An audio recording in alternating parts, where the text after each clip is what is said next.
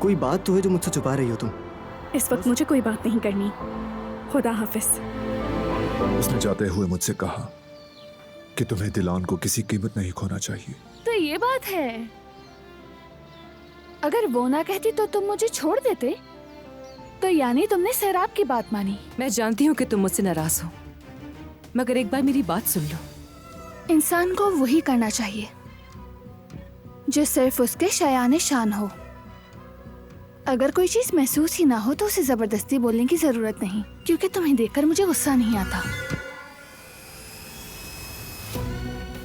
हत्ता कि तुम्हारी मौजूदगी भी मेरे लिए बेमायनी है, इसलिए तुम जो भी कहो मुझे फर्क नहीं पड़ेगा। वो कहानियाँ अधूरी जो न हो सके कि पूरी, उन्हें मैं भी क्यों सुनाऊं, उन्हें तुम भी क्यों सुना